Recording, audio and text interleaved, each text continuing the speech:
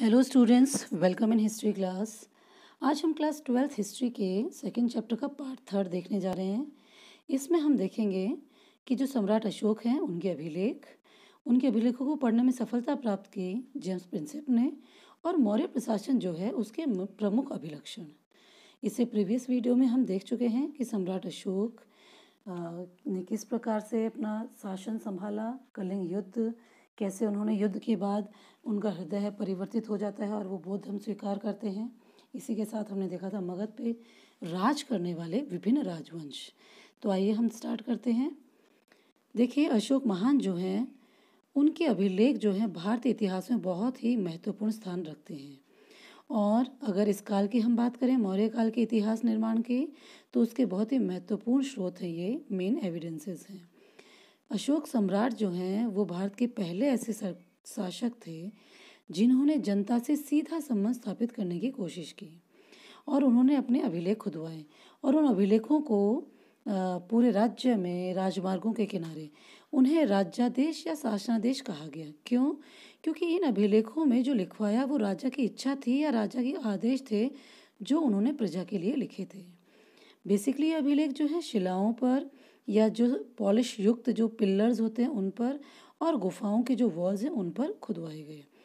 ये जो अभिलेख हैं अशोक के, ये किसी स्पेसिफिक जगह से नहीं बल्कि पूरे साम्राज्य से प्राप्त होते हैं। ये आप मानचित्र देख पा रहे हैं। आगे हम एक पूरा आपका एनसीईआरटी का जो मानचित्र है वो मैं आपको दिखाऊंगी। तो जो अभिलेख हैं वो लगभग पूरे भारत, यानी जहाँ जहाँ अशोक ने शासन किया, उपमहाद्वीप जो था भारत, पाकिस्तान, अफगानिस्तान, उस पूरे क्षेत्र में ये प्राप्त हुए हैं। बेसिकली ये 4 लिपि में मिले हैं। 4 लिपियों में इनके प्राप्ति स्थल कौन से हैं? चूँकि पूरे उपमहाद्वीप में है तो उसमें पाकिस्तान का पोर्शन भी है, अफगानिस्तान का भी।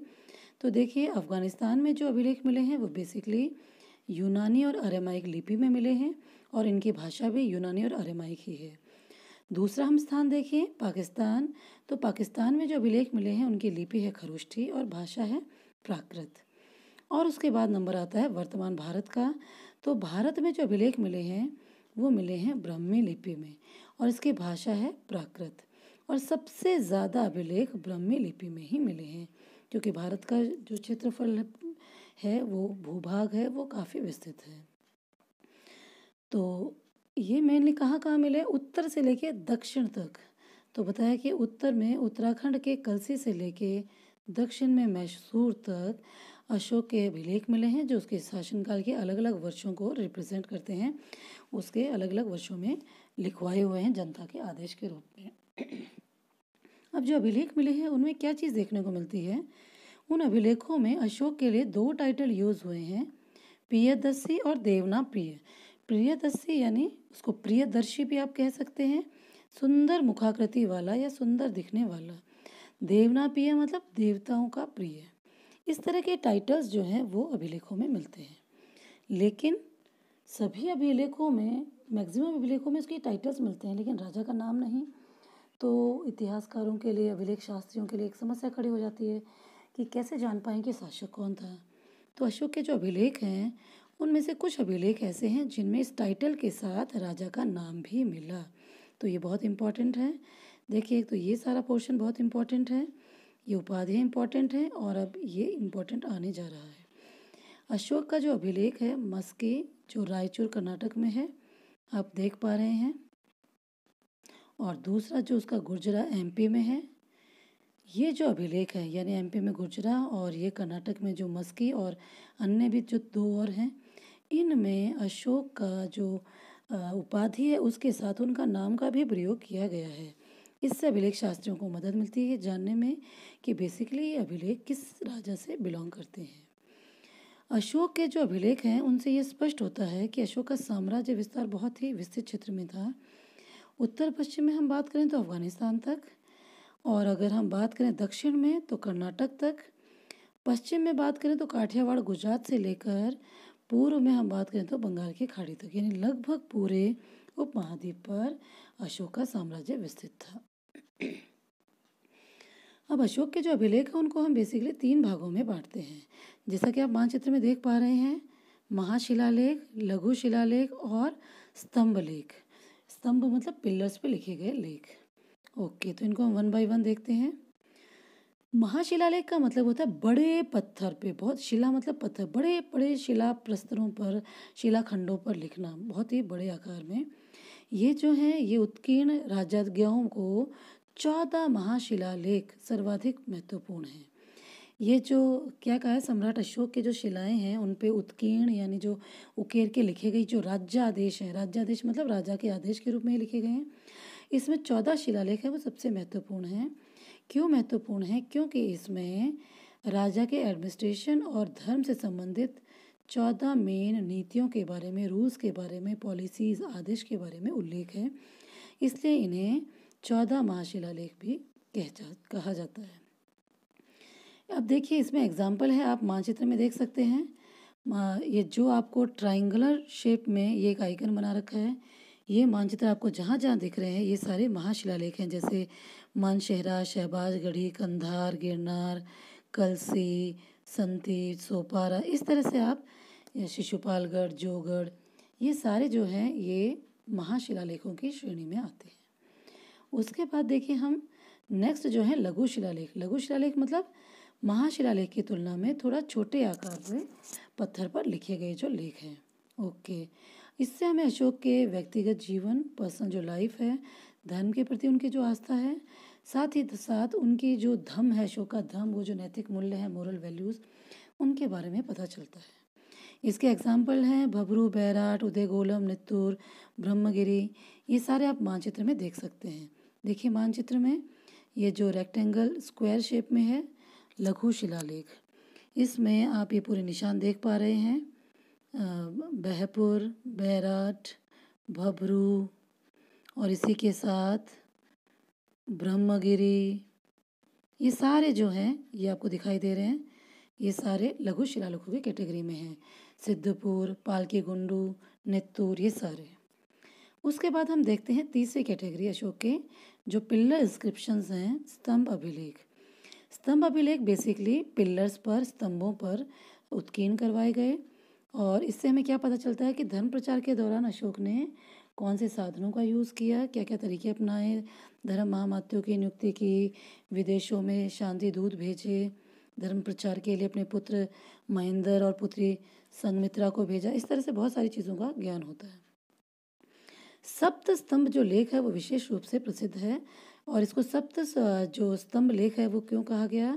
बेसिकली इनको ये 7 लेख उत्कीर्ण मतलब 7 उस पर आर्टिकल्स लिखे हुए हैं, इसके कारण इसे सप्त स्तंभ लेख कहा गया। लेकिन ऐसा माना जाता है कि दिल्ली टोपरा जो क्षेत्र है वहाँ जो स्तंभ लेख मिला है उसमें तो 7 लेख हैं, लेकिन बाकी जो स्तंभ है उनमें बेसिकली 6 या 6 से कम ही लेख पाए गए हैं। इसके मेनली एग्जाम्पल आपको दिखाई दे रहे हैं, जो गोल सर्कल वृत्त आकार में चिन्ह बनाया हुआ है, इसमें आपको टोपरा दिखाई दे रहा है, इसमें आपको मेरठ दिखाई दे रहा है।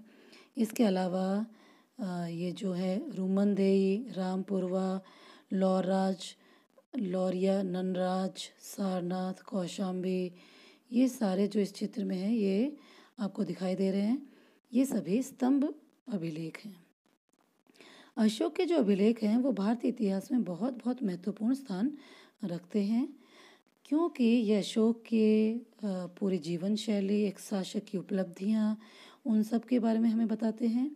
ये हमें बताता है कि राजा की नीतियों को कैसा परिवर्तन आया, उसका हृदय परिवर्तन कैसे हुआ, अशोक ने किस प्रकार धर्म को फॉलो किया, उसका प्रचार कैसे किया, अशोक ने अपने साम्राज्य को कैसे सुसंगठित किया, साथ ही साथ अशोक के पड़ोसी देशों के साथ किस तरह के संबंध थे, मैत्रीपूर्ण संबंध थे।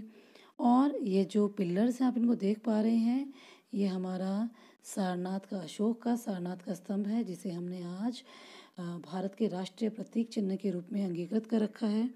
आप इसकी स्थापत्य कला को देख सकते हैं, बहुत ही उत्कृष्ट प्रशंसनीय है। तो स्थापत्य कला के क्षेत्र में भी इन अभिलेखों ने बहुत ही इम्पोर्टेंट रोल अदा किया। आप देखिए कितना बारीकी से उकेर कर ये उल्टा कमल का फूल, और साथ ही साथ ये आपको दिखाई दे रहा है ये आधार में बीच में चक्र बना है, अशोक चक्र, साइड में पशुओं की आकृतियां हैं, और ऊपर ये 4 से हैं एक दूसरे को पीठ लगाकर बैठे हैं। तो ये सारनाथ में प्राप्त, जैसे मैंने आपको बताया ना अभी, सारनाथ, ठीक है, तो जो सारनाथ से ये प्राप्त है। तो तो इस तरह से अशोक के अभिलेख भारतीय इतिहास में बहुत बहुत महत्वपूर्ण स्थान रखते हैं और इनसे न केवल मौर्यकालीन अशोक की शासन नीतियाँ, धर्म परिवर्तन, धर्म प्रचार, पड़ोसी देशों के साथ उनकी नीतियों के का पता चलता है, बल्कि उसके साथ साथ कला के क्षेत्र में भी, भवन निर्माण, स्थापत्य कला के क्षेत्र में भी उत्कृष्ट प्रगति का हमें ज्ञान होता है। अब हम देखते हैं अशोक के जो अभिलेख हैं, जब तक अभिलेख हमें प्राप्त नहीं हुए तब तक हम इसको कैसे पढ़ेंगे, और जब तक हम पढ़ने में सफल नहीं होंगे तब तक हमें कैसे ज्ञात होगा कि प्राचीन भारत में कोई इतना महान साम्राज्य था और उसके महान सम्राट थे जिनकी ऐसी नीतियाँ थी। तो आपने प्रीवियस वीडियो में पढ़ा था कि मौर्य काल हमारे लिए महत्वपूर्ण क्यों है, क्योंकि मौर्य काल से पहले तिथियों का कोई कालक्रम नहीं था, इतिहासकारों को कोई ज्ञान नहीं था, कोई निश्चित तिथि जो है, डेट्स हैं, उनका बहुत ही एब्सेंस थी, उनका अभाव था। तो इतिहासकारों के लिए बड़ा मुश्किल आ रहा था कि how they reconstruct the history of ancient India, जो प्राचीन भारत है उसके इतिहास का पुनर्निर्माण कैसे करें। तो अब देखिए, इस अशोक के अभिलेखों को पढ़ने में सफल होना रियल एक मील का पत्थर साबित हुआ, बहुत ही इम्पोर्टेंट बात थी ये। तो इसमें सीबीएसई का बहुत ही इम्पोर्टेंट क्वेश्चन बनता है। जेम्स प्रिंसेप आपको नज़र आ रहे हैं, ये कंपनी के, ब्रिटिश ईस्ट इंडिया कंपनी के एक ऊंचे पद पर नियुक्त अधिकारी थे, इनको ये क्रेडिट जाता है।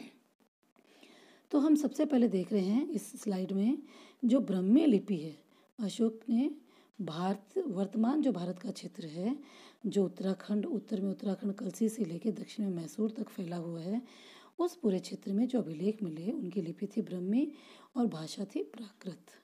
इसको पढ़ने में कैसे सफल हुए ये हम देखने जा रहे हैं। तो ये जो लिपि है ये बाएं से दाएं लिखी जाती है। इसमें 1 मार्क्स के बहुत सारे क्वेश्चन बनते हैं और वैसे 3 मार्क्स का इम्पोर्टेंट क्वेश्चन है। तो ये जो लिपि है ये बाएं से दाएं लिखी जाती है, जनरली लेफ़्ट टू राइट, जैसे हम हिंदी लिखते हैं, इंग्लिश लिखते हैं, उसी तरह से। ओके, ये लिपि जो है हमारी जो आधुनिक भाषाएं हैं उन सब का मूल है, ओरिजिन है, यानी वर्तमान की जितनी भी भाषाएं हैं, पंजाबी, हिंदी, गुजराती, इन सब की लिपियों का विकास इसी से हुआ है।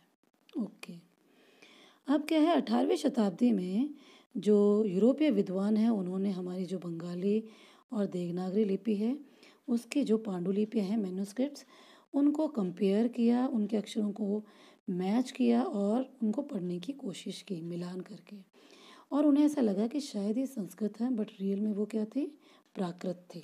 ठीक है, अब देखिए सर, मैंने आपको बताया था 1784 में एशियाटिक सोसाइटी ऑफ बंगाल की स्थापना की सर विलियम जॉन्स ने। एक्चुअली इसका उद्देश्य ये था कि भारत उपमहाद्वीप में जितने भी अभिलेख हैं, इंस्क्रिप्शंस एंड मैन्युस्क्रिप्ट्स, पांडुलिपियाँ, उनको एकत्र करना, चाहे वो किसी भी लैंग्वेजेस में है, किसी भी एरिया में है, उनको एकत्र करना, सहेज के रखना, उनको ट्रांसलेट करना, उनको पढ़ने में सफल होना।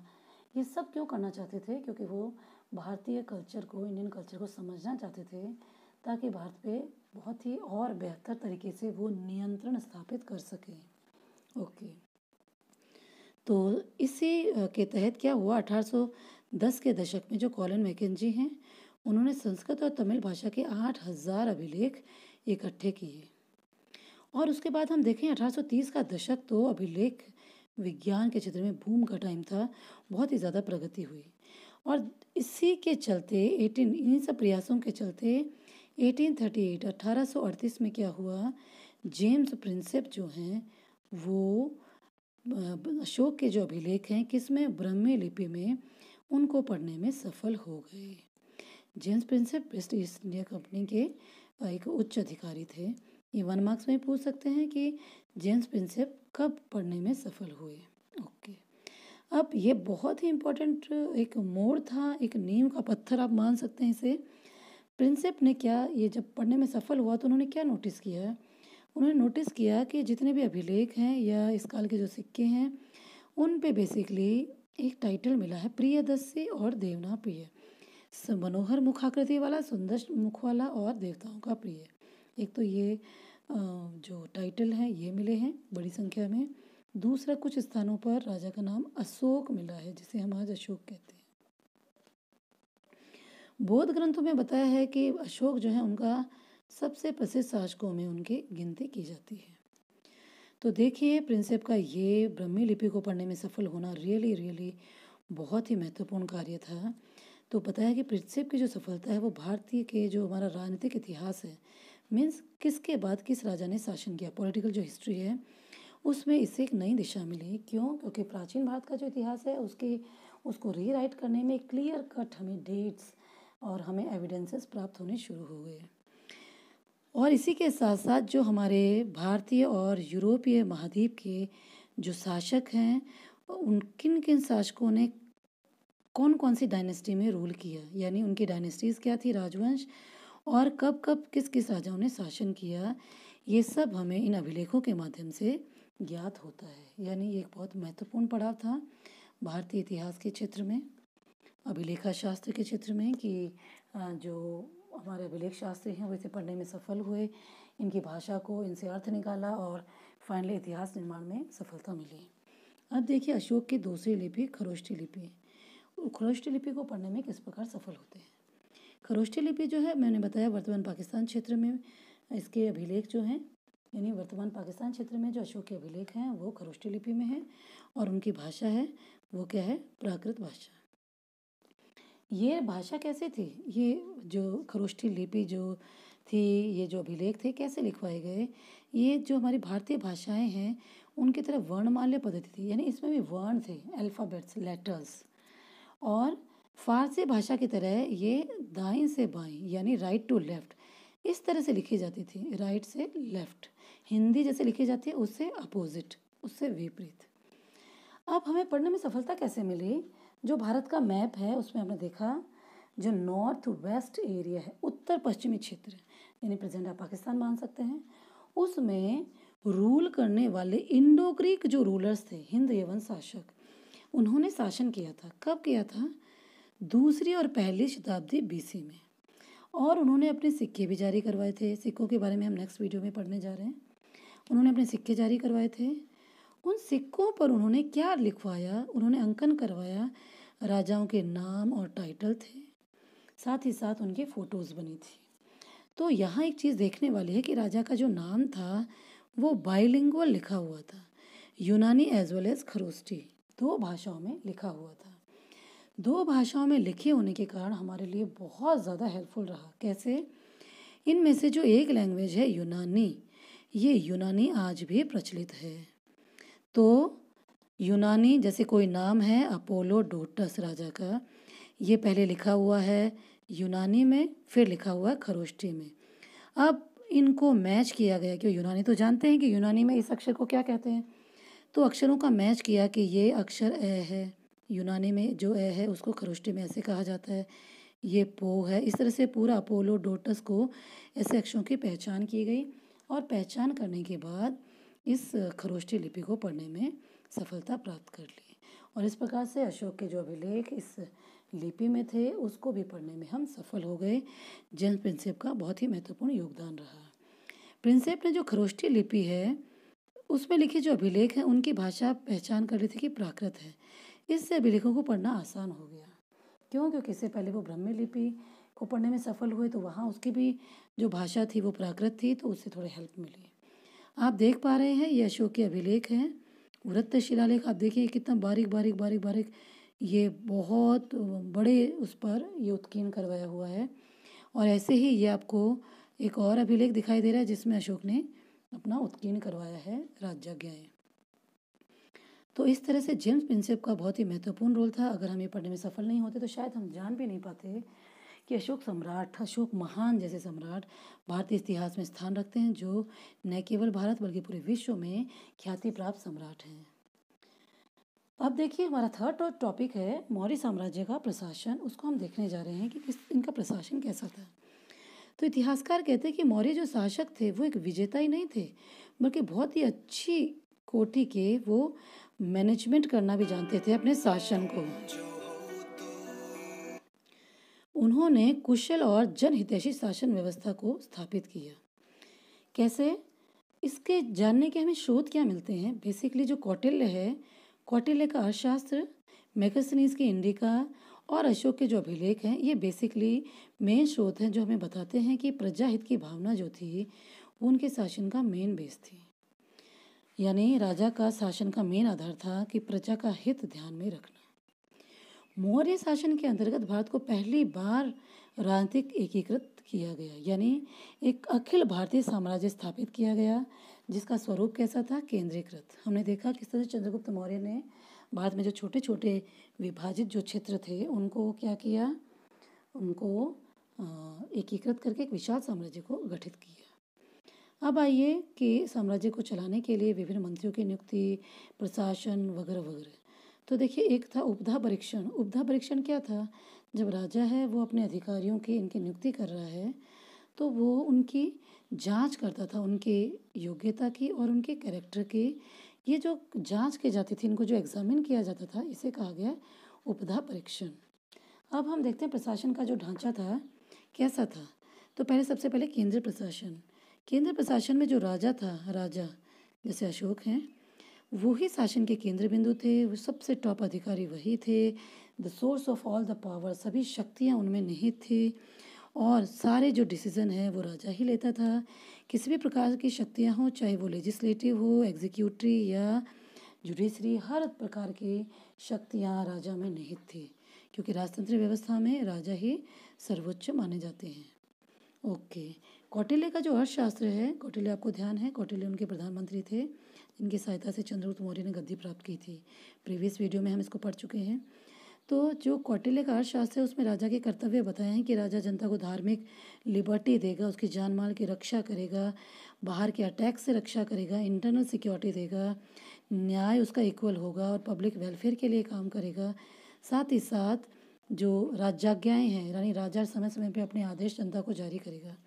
और ये सारे काम बखूबी अशोक ने किए और अशोक के अभिलेख तो राजाज्ञाओं का बेस्ट एग्जाम्पल है। अब देखिए, एक मिनिस्टर ऑफ काउंसिल होती थी जो राजा की हेल्प करती थी। मंत्रिपरिषद राजा को परामर्श, सजेशन देने का काम करती थी। उसकी नियुक्ति भी राजा खुद करता था, उनकी वंश और उनकी क्वालिटी, उनकी क्वालिफिकेशंस के बेसिस पे। एक मंत्रण होती थी जो आंतरिक परिषद होती थी, जिसमें लगभग 3 से 4 तक मंत्री होते थे। इसी के साथ सबसे महत्वपूर्ण जो मंत्री हैं वो माने गए हैं प्रधानमंत्री और पुरोहित। चंद्रगुप्त मौर्य के काल में ये दोनों पद संयुक्त थे, यानी दोनों पदों को मिलाकर एक ही पद बनाया हुआ था और उस पर नियुक्त थे कौटिल्य। वो प्रधानमंत्री भी थे और पुरोहित, दोनों ही पदों पर वो एक ही व्यक्ति थे और ये दोनों पदों को कंबाइन कर रखा था। ये आप अशोक का एक स्तंभ लेख देख पा रहे हैं जो चित्र में दिखाया है, सारनाथ में प्राप्त। अब देखिए, जो टॉप अधिकारी हैं वो कौन कौन थे। शीर्षस्थ अधिकारी बेसिकली बताया है कि ये संख्या में 18 थे जिनको तीर्थ कहा जाता था, जो डिफरेंट जो डिपार्टमेंट है उनको देखते थे। इनमें जो कुछ मेन है उनके नाम मैंने लिखे हैं, जैसे कोषाध्यक्ष, कर्मांतिक, समाहर्ता, पुरोहित, सेनापति आदि। अर्थशास्त्र जो पुस्तक है कौटिल्य की, उसमें 27 अध्यक्षों का उल्लेख है। एक तरह से मंत्री आप कह सकते हैं, जो इकोनॉमिक एक्टिविटीज़ को कंट्रोल करते थे। कौन कौन सी इकोनॉमिक एक्टिविटीज़, जैसे एग्रीकल्चर है, ट्रेड है, व्यापार वाणिज्य, माप तोल के बाट कह दें, कताई बुनाई, माइंस यानी खाने, वन, इन सब चीज़ों को वो कंट्रोल करते थे, नियमन करते थे, देखते थे। इसके बाद हम देखें कि मौर्य साम्राज्य जो है वो कुछ प्रांतों में विभक्त था, यानी राजनीतिक केंद्र हम कह सकते हैं सत्ता के 5 इकाइयाँ थी। ये पूरे मानचित्र में आप देख पा रहे हैं जो मौर्य साम्राज्य है कितने विशाल क्षेत्र में ये विस्तृत है। तो इनको 5 प्रांतों में बांटा गया। पहला प्रांत है पूर्वी या प्राच्य, यानी ये जो मेन प्रांत है जहाँ पाटलिपुत्र वाला जो मेन हिस्सा है जिसकी राजधानी पाटलिपुत्र है, और ये केंद्रीय भाग, इसका क्षेत्र कहाँ है, केंद्रीय भाग मगध वाला सारा जो उत्तरी भारत है, ये पूरा पोर्शन था। इसका शासन राजा खुद करता था। उसके बाद हम देखें उत्तरापथ, जो उत्तर वाला जो पूरा पोर्शन है वो जो किस में आता था, इसमें उत्तरापथ या उत्तर पश्चिमी प्रांत में। इसकी राजधानी थी तक्षशिला और इसमें बेसिकली आज के अफ़गानिस्तान, बलूचिस्तान, सिंध प्रांत, ये सारे प्रदेश इसमें आते थे। उसके बाद हम देखें तीसरा जो था वो पश्चिमी प्रांत या अवंती प्रांत, या अवंती पथ भी इसे कह देते हैं। तो ये जो पूरा पश्चिमी वाला जो क्षेत्र है, ये वाला क्षेत्र, ये इसमें आता था मालवा और निकटवर्ती प्रदेश, इसकी राजधानी थी उज्जैन। इसके बाद हम बात करें चौथा जो था वो था दक्षिणापथ। दक्षिणापथ पूरा दक्षिण वाला जो क्षेत्र था, विंध्याचल से लेकर मैसूर तक, ये पूरा इसमें आता था और इसमें इसकी जो कैपिटल थी वो थी सुवर्णगिरी। अब इसमें एक 5वां प्रदेश था कलिंग, जो अशोक ने जीतने के बाद इसमें मिलाया था और इसकी राजधानी थी तौशाली। ये अशोक ने जोड़ा था। ये वर्तमान का जो उड़ीसा वाला जो क्षेत्र है उसके आसपास का, वो इसमें शामिल है। अब जो पूरा मौर्य साम्राज्य है, उस पूरे साम्राज्य को सुविधा की दृष्टि से प्रशासनिक इकाइयों में बांटा। तो देखिए, पूरा जो साम्राज्य है, पूरे साम्राज्य को प्रांतों में बांटा, और प्रांत जो हैं उनको आहार में बांटा, जिन्हें जिला कहा जाता है, और आहार को फिर जो है आहार या विषय, इनको गांव में, और जो गांव है वो सबसे छोटी इकाई है। साम्राज्य जो है, साम्राज्य का पूरे साम्राज्य को शासन देखने वाला सम्राट था। प्रांतों को देखने वालों को कुमार या आर्यपुत्र कहा गया। आहार या जो विषय है उसको देखने वाले को प्रादेशिक, और गांव के शासन को देखने वाले को ग्रामिक या ग्रामणी कहा गया। जो गांव थे उनको थोड़ी अच्छी लिबर्टी, स्वायत्तता प्राप्त थी अपने क्षेत्र विशेष में। अब हम देखें नगर प्रशासन की। प्रत्येक पूरा जो साम्राज्य था वो प्रांतों में विभक्त था, और हर प्रांत की अपनी कैपिटल थी, और कैपिटल के अलावा भी कुछ शहर और विकसित हो चुके थे। तो नगरों का प्रशासन कैसे चलाया जाता था, तो ये बताया कि जो मौर्य साम्राज्य है उसमें नगरों के प्रशासन पे भी बहुत अच्छे से ध्यान दिया गया। कुछ प्रमुख जो नगर हैं वो आप देख पा रहे हैं, तक्षशिला, उज्जैन, पाटलिपुत्र, स्वर्णगिरी आदि। तो जो नगर प्रशासन है उसके बारे में मेगास्थनीज के इंडिका से हमें क्या ज्ञात होता है। मेगास्थनीज आया था और चंद्रगुप्त मौर्य के दरबार में राजधानी क्षेत्र में रहा एक लंबे समय तक। उसने नज़दीक से चीज़ें देखी और उसने उल्लेख किया। उसने पाटलिपुत्र प्रशासन के बारे में बताया कि एक परिषद होती है, वो परिषद पूरे शहर का प्रशासन देखती है। और जिस तरह इसका मैगजीन्स का ये मानना था कि जिस तरह से पाटलिपुत्र का शासन चलाया गया, संभवतः पूरे साम्राज्य के नगरों का प्रशासन इसी प्रकार चलाया जाता रहा होगा। उन्होंने बताया कि नगर का जो प्रशासन है वो एक परिषद चलाती है। उस परिषद जो है, उस परिषद के मुखिया को नागरक कहते हैं, नागरक या नगर अध्यक्ष। और उसकी मदद के लिए 30 सदस्यों की एक 6 समितियां बनी होती हैं। यानी पाटलिपुत्र का जो प्रशासन, उसके बारे में मेगास्थनीज ने बताया कि ये यहाँ एक परिषद होती है जिसमें 6 समितियां होती हैं, और इस परिषद में 30 सदस्य होते हैं जो 6 समितियों में बांटे जाते हैं, और प्रत्येक में 5-5 सदस्य शामिल होते हैं। और इस तरह से ये जो समितियां हैं ये पूरे नगर का प्रशासन देखती हैं। ये 6 समितियां कौन सी हैं? उद्योग और शिल्पकला समिति, कर और बिक्री कर समिति, जनगणना समिति, जो वस्तु है उनका निरीक्षण करने वाली समिति, विदेशिक समिति, व्यापार वाणिज्य की समिति। इस तरह से ये जो समितियां बनाई गई, 30 सदस्य थे जो 5-5 को बांटकर 6 समितियां बनाई जो नगर को के प्रशासन को भली भांति देखते थे। अर्थशास्त्र के अनुसार नगर का जो प्रमुख था उसे नागरिक या नगर अध्यक्ष कहा गया। इसके अलावा गोप और स्थनिक जैसे कर्मचारी भी थे उसकी मदद के लिए। साथ ही साथ मौर्य साम्राज्य में आवागमन के जो साधन हैं, चाहे वो भूमि से हैं चाहे नदियों से, दोनों ही मार्गों से वो उन्नत बने रहे। क्यों? क्योंकि आप समझ सकते हैं कि मौर्य जो साम्राज्य है उसका विस्तार उपमहाद्वीप के एक लंबे चौड़े विस्तृत क्षेत्र में था। अफगानिस्तान, पाकिस्तान, पूरा भारत लगभग। तो आप उसमें देखिए, उसमें सभी तरह की भौगोलिक स्थिति वाले क्षेत्र हैं, चाहे वो पहाड़ी क्षेत्र है, चाहे वो पठारी है, चाहे वो रेगिस्तानी है, मैदानी है, सभी तरह के तटीय क्षेत्र हैं। इतने ज़्यादा विविधता वाले जो क्षेत्र है उसमें कुशल शासन स्थापित करने के लिए मौर्य सम्राटों को बहुत ज़रूरी था कि बहुत ही कुशल संचार व्यवस्था हो, आवागमन के साधन बहुत ही तीव्र हो, ताकि तुरंत गति से राजा को पूरे राज्य की सूचनाएं प्राप्त हो सके। तो यस, इसमें कोई डाउट नहीं था कि उनके आवागमन के साधन जो थे, चाहे वो स्थल मार्ग चाहे जल मार्ग, सबके बहुत ही अपडेट थे, और जो प्रत्येक प्रांत की जो राजधानियां हैं वो उनसे जुड़ी हुई थी, और तुरंत गति से इन प्रांतों से सूचनाएं पाटलिपुत्र राजधानी पहुंचती थी। अब हम देखें, इतने विशाल साम्राज्य को एकजुट करने के लिए सेना की बहुत ज़रूरी है। बिना सेना के आप अपने राज्य को सुरक्षित नहीं रख सकते। सीमाओं को सुरक्षित रखना हो या आंतरिक सुरक्षा हो, उसके लिए आपको बहुत ज़रूरी है। तो बताया है कि जो मौर्य संस्थापक हैं चंद्रगुप्त मौर्य, वो अपने सैन्य प्रशासन पर विशेष ध्यान देते थे। उन्होंने अपने साम्राज्य विस्तार करने, मार्गों को सुरक्षित बनाने, विदेशी आक्रमणों से रक्षा करने, राज्य में शांति व्यवस्था स्थापित करने, इन सब के लिए सेना को बहुत अच्छे से संगठित कर रखा था। अगेन मेगास्थनीज ने बताया है कि जो विशाल सेना है, यानी मौर्यों की सेना बहुत विशाल थी, और इसमें भी 30 सदस्यों की एक परिषद थी जो 5-5 सदस्यों के हिसाब से फिर से 6 समितियों में बटी हुई थी। और ये कौन कौन सी समितियाँ थी देखिए, पहली पैदल समिति है, पैदल सैनिकों की। दूसरी अश्वरोही यानी घुड़सवार, जो घोड़े पे बैठने वाले सैनिक हैं। तीसरी समिति थी हस्ती दल यानी हाथी पर जो सवार जो सैनिक हैं उनकी समिति। चौथी रथ वाली। पांचवी नौसेना। और छठी थी जो इनके लिए खान पान की और यातायात की, अस्त्र शस्त्र की, इनके जो सैनिक थे इनके पशुओं के लिए चारा, इन सब चीज़ों की व्यवस्था करते थे। जो चाणक्य हैं, कौटिल्य उनकी अर्थशास्त्र में उन्होंने ये लिखा है कि चतुरंग बल जो है उसको ज़्यादा इम्पोर्टेंट दिया है, यानी पैदल, अश्व, हाथी और रथ, इनको उन्होंने ज़्यादा महत्वपूर्ण बताया है।